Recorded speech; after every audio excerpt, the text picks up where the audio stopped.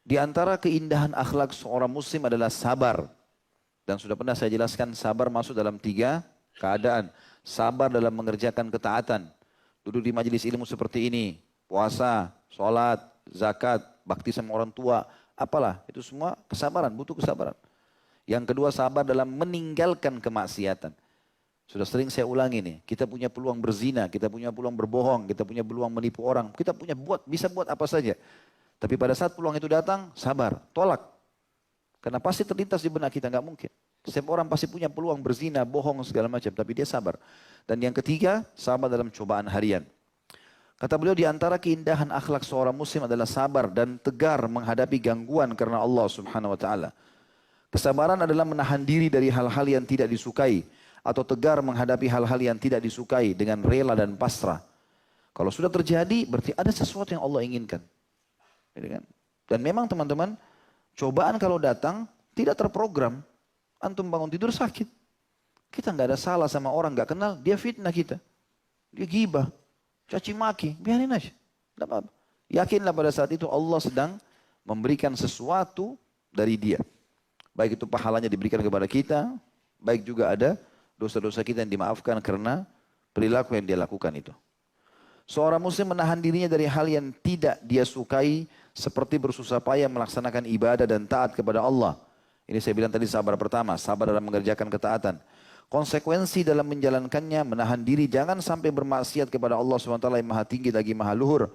Dan benar-benar enggan mendekatinya. Ini yang kedua, sabar dalam meninggalkan kemaksiatan. Meskipun secara naluri nafsunya menginginkan dan tergiur olehnya. Kita pasti tergiur. Ada lawan jenis, punya kecantikan, punya kegagahan, ajak berzina, tapi sabar. Nabi Yusuf AS digoda oleh Ratu Mesir. Sabar. Beliau berusaha untuk menahan itu. Ia juga menahan diri dari cobaan yang menimpahnya. Ini cobaan yang ketiga. Ini sabar yang ketiga. Sabar dalam cobaan harian. Sehingga tidak berputus asa atau membenci. Karena menurut ahli hikmah atau orang bijak bersedih atas hal yang telah berlalu adalah penyakit. Sedangkan bersedih atas hal yang sedang terjadi akan melemahkan akal. Dan benci kepada takdir adalah mencela Allah. Zat yang Maha Esa, yang Maha Kuasa lagi Maha Perkasa. Dalam kondisi demikian, ia meminta tolong dengan mengingat janji Allah berupa balasan yang amat baik atas berbagai ketaatan yang disediakan bagi pelakunya berupa pahala yang berlimpah ruah dan ganjaran yang besar. Juga dengan mengingat ancaman Allah Subhanahu wa taala kepada orang-orang yang membencinya dan yang bermaksiat kepadanya berupa azab yang pedih dan hukuman yang keras. Serta mengingat dengan yakin bahwa ketentuan takdir Allah pasti berlaku. Dan sudah pernah saya jelaskan teman-teman sekalian, dalam kehidupan kita sehari-hari pasti saja akan ada cobaan, ya, akan ada cobaan. Bedain antara cobaan dengan bencana, sudah pernah saya jelaskan itu. Kalau cobaan datangnya individu, kita sakit, diganggu orang, segala macam, perintah untuk mengerjakan ibadah secara pribadi, sholat, puasa dan seterusnya, perintah meninggalkan dosa-dosa, ini secara pribadi. Pasti kita diuji. Ada bencana, tidak akan terjadi kecuali karena dosa-dosa yang merata. Nanti kita akan bahas itu insya Allah. Karena kesabaran tanpa keluh kesah itu termasuk akhlak yang diusahakan dan diperoleh melalui berbagai macam latihan dan perjuangan.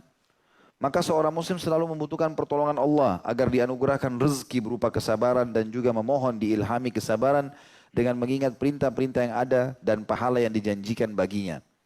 Seperti misalnya firman Allah SWT dalam surah Al-Imran ayat 200, ayat terakhir dalam surah Al-Imran.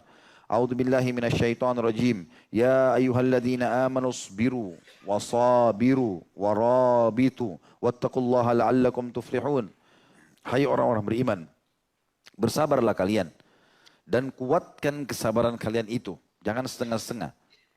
Dan tetaplah bersiap siaga di perbatasan negeri kalian dan bertakwalah kepada Allah supaya kalian beruntung.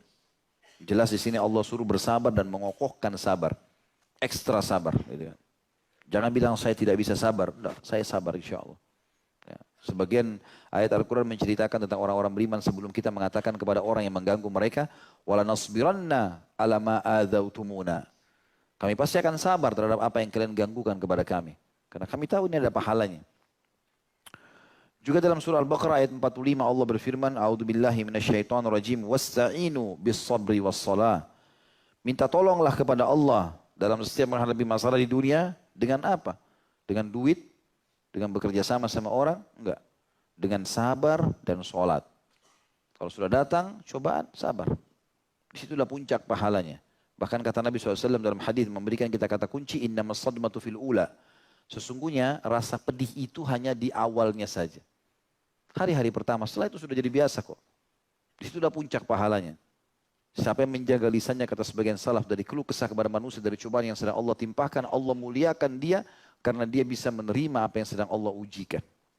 Seperti kita kalau lagi sekolah, dikasih ujian, harus datang jam sekian, harus pakai baju ini, tidak boleh bawa buku. Ada peraturan-peraturan, kita nggak suka, tapi kita tahu ini akan ada manfaatnya, menaikkan kita kelas. Ya. Kalau tanpa ujian, tidak naik kelas. Diuji oleh Allah SWT, kalau kita berhasil ngisi semuanya pertanyaan-pertanyaan tersebut, lalui dengan kesabaran, ketenangan, maka kita akan naik kelas. Ya. Dalam ayat lain, dalam surah An-Nahl ayat 127, Allah berfirman, A'udzubillahi minasyaitonirrajim, wasbir wa ma sabruka illa billah. Bersabarlah hai Muhammad, dan tidaklah kesabaranmu itu melainkan dengan pertolongan Allah. Nabi Muhammad SAW diganggu di rumah tangganya, difitnah, dalam kehidupannya dengan sahabatnya, dalam perjuangan dakwanya, banyak sekali. Tapi beliau sabar. Juga disebutkan dalam surah Luqman ayat 17. A'udzubillahi minasyaitonirrajim. Wasbir ala ma asabak inna dzalika min azmil umur.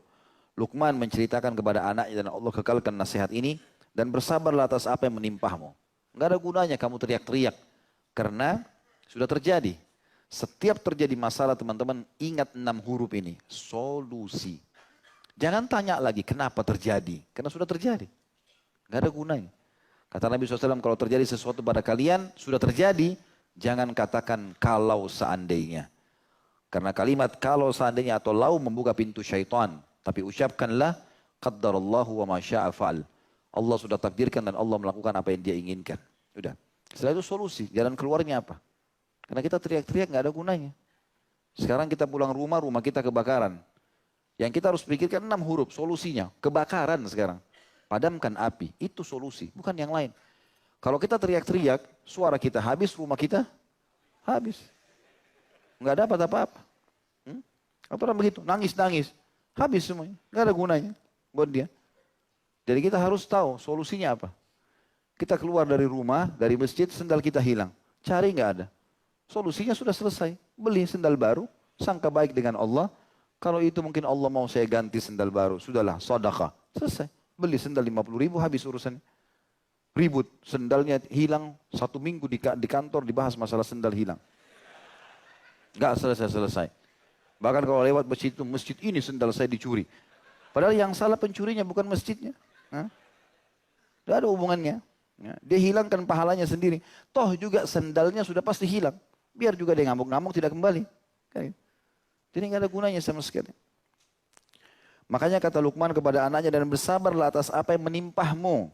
Sesungguhnya yang demikian itu termasuk hal-hal yang diwajibkan oleh Allah. Karena pasti terjadi. Dan solusinya cuma sabar. Nggak ada yang lain. Kalau sudah terjadi masalah, sabar. Nggak ada yang lain. Dan sabar sudah pernah saya jelaskan definisinya. Menerima keputusan Allah dan mencari jalan keluar. Sabar bukan lu saudara duduk manis. Tidak. Tapi sabar adalah menerima keputusan Allah lalu kita ikhtiar mencari jalan keluar. Lalu ayat yang paling mulia berhubungan dengan sabar adalah ayat ini. Mengucapkan kalimat istirja. Teman-teman tentu sudah hafal. Dalam surah Al-Baqarah ayat 155 sampai 157. A'udzubillahi minasyaitonirrajim wa basyiris sabirin. Sampaikan berita gembira kepada orang-orang yang sabar. Kok orang sabar pasti hadapi masalah? Kok ada berita gembiranya? Allah mengatakan, alladzina idza asabathum musibatun qalu inna lillahi wa inna ilaihi raji'un. Mereka apabila ditimpa musibah mereka mengatakan inna lillah, kami milik Allah, wa inna ilaihi raji'un, dan kepadanya kami akan dikembalikan. Kalau kita ucapkan kalimat ini namanya istirja, Allah bilang, ulaika, mereka-mereka itulah, alaihim salawatu min rabbihim wa rahmah. Mereka akan mendapatkan jalan keluar dari Tuhan mereka. Dan juga rahmat, karunia yang luas. Ya. Rezeki. Wa ulaika humul muhtadun. Mereka lah orang-orang yang mendapatkan petunjuk.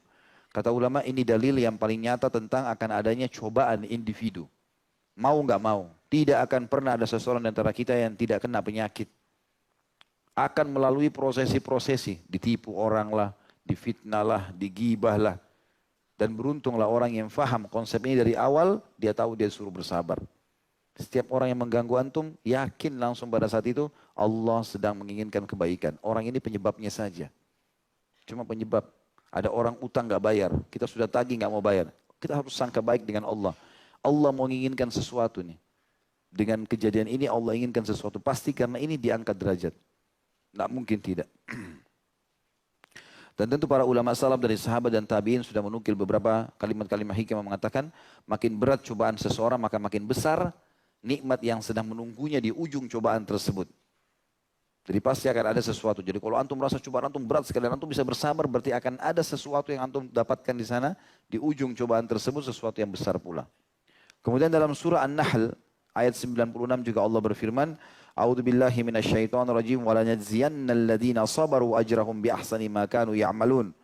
Dan sungguhnya kami pasti akan memberikan balasan kepada orang-orang yang sabar dengan pahala yang lebih baik dari apa yang telah mereka kerjakan. Artinya balasannya akan sangat besar.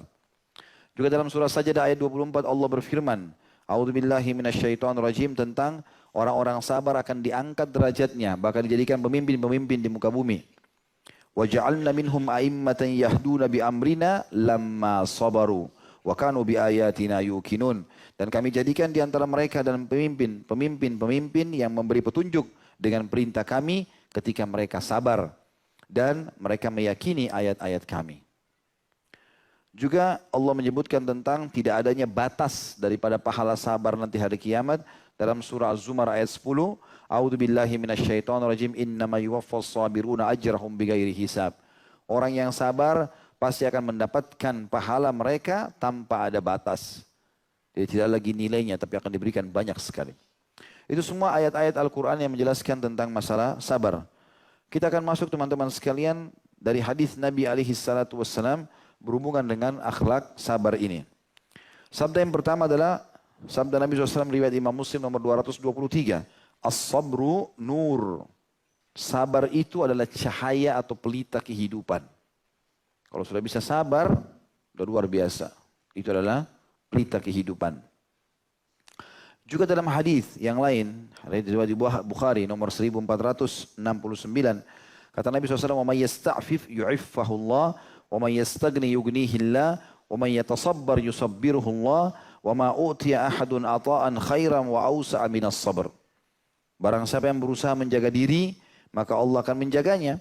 Dia tidak mau terjumus pada haram, Allah mudahkan dia untuk meninggalkan yang haram itu. Barang siapa yang berusaha merasa cukup, maka Allah akan mencukupinya. Kalau dia sudah merasa cukup, dia tidak mengemis, maka Allah akan buat dia cukup. Barang siapa yang berusaha bersabar, maka Allah akan menjadikannya bisa bersabar. Dan tidak ada seorang pun yang dianugerahi sesuatu yang lebih baik, lebih sempurna, lebih dia butuhkan, lebih daripada diberinya kesabaran. Hadis ini riwayat Muslim nomor 2999. Maaf, Imam Bukhari 1469. Juga Nabi SAW memuji orang mukmin karena kesabarannya dalam masalah yang dihadapi. Sebagaimana sabda beliau, "Ajaban li amri mu'min li amril mu'min, inna amrahu kullahu lahu khair, wa laysa dzalika li ahadin illa lil mu'min.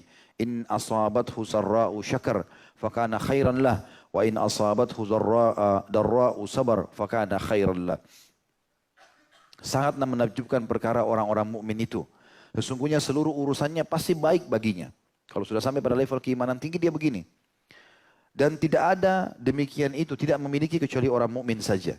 Yaitu bila mereka mendapatkan kesenangan, mereka selalu bersyukur. Dan itu baik buat dia. Dan bila dia ditimpa bencana atau cobaan, maka dia selalu bersabar dan itu juga baik untuk dia. Hadis riwayat Muslim nomor 2909.